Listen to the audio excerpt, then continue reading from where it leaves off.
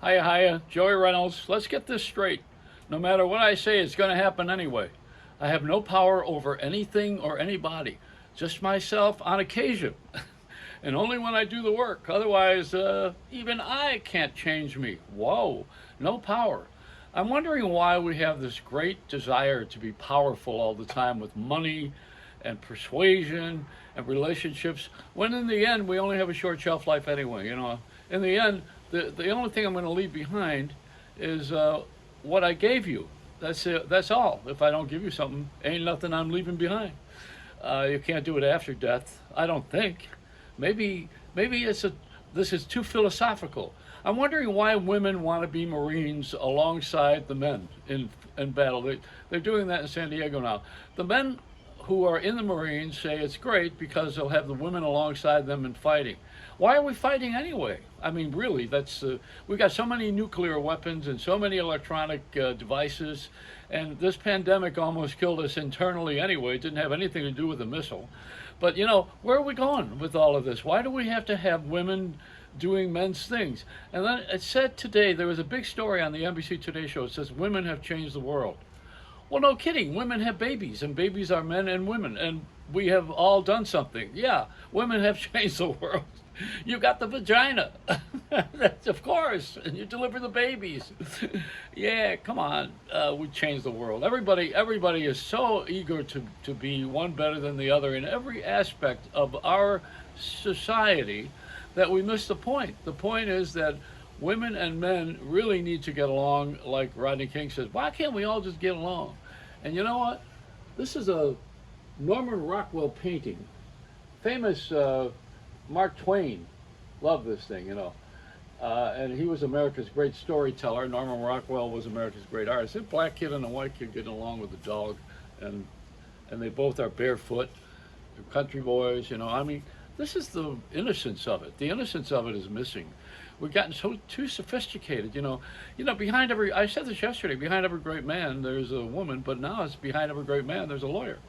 And they're finding fault with everything and everybody because they make money doing this. You sue and you make money, and sue should be an Indian tribe, not a way of life. But we do that. We graduated all of these ingrates, and they came out and they're finding ways to win cases, not even good or bad, right or wrong, but rather winning and losing. It's a battle. And I see today where there are some people who really want to get something that they didn't work for.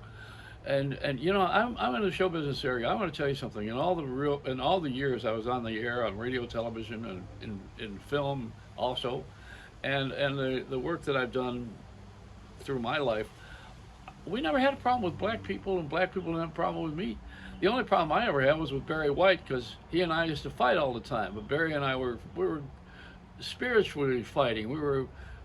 He and I were going at it because we had egos that were big, and we had differences of opinion. But that was a fight for, not for power or position. I mean, both of us won Grammy awards, and he's a wonderful, wonderful artist, and he turned out to be a really good friend.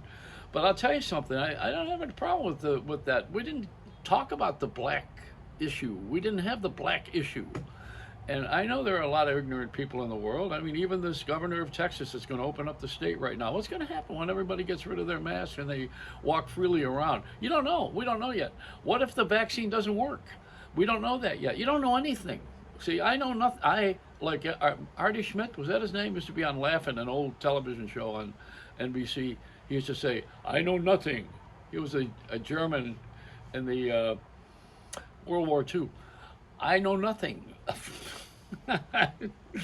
I am powerless. I have no idea of what's going to happen, and I don't think anybody really does. But we make it up. Our imagination is great. Boy, we got more imagination than Disney artists.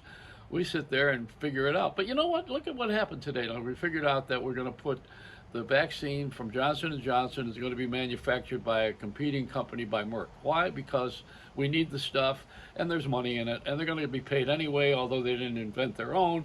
So it was very creative to put the two companies together, one to make the patent, and the other one to supply us with what we need for enough doses for the whole country. Now, when everybody gets one of these things, what about the rest of the world? And what about the visitors from other planets? Are they going to come here and have a vaccine too? You know, I mean, we don't know if there are any. There have been sightings, and people at Walmart, you know, they look like they come from another place, as a rule. And why is America so fat? Why is everybody so overweight for a country that's so, you know, we've had a pandemic, we haven't done anything in a year, there's no money, there's no toilet paper, but how does everybody get so damn fat? Tell me how that happened. Me included. I mean, we sit there and how do we gain this weight? Because we eat all the wrong things. That's why. Now we're going to go to plant food. We're gonna eat like goldfish. You know, I'm gonna have little goldfish wafers that are nutritional. They have yeast flakes. We're already on the way. You know, we're I'm telling you, if there's another planet, we are a study. We really are. And why would we want to leave here anyway? You got everything. What the thing is, we're screwing up everything, but we got everything. I mean, you can't live any better anywhere else in the whole universe. How are you going to live any better? You got everything you need, but people are starting to get crazy with it because I think we're charging for everything. That would be my guess. I think when somebody gets a handle on it and they all of a sudden they go on Shark Tank and they decide they're going to charge for something. See, the guys on Shark Tank, incidentally, as long as I brought that up, they're the ones who have all the money because they have a television show. Trump was a president who was elected because he had a TV show. So if you want to be somebody, don't be a woman Marine.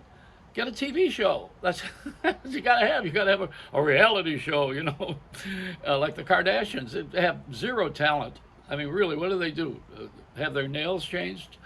But it's just simply the way it is. It's a society of waste and uselessness and dunces. Oh my God, are people stupid? All over the map.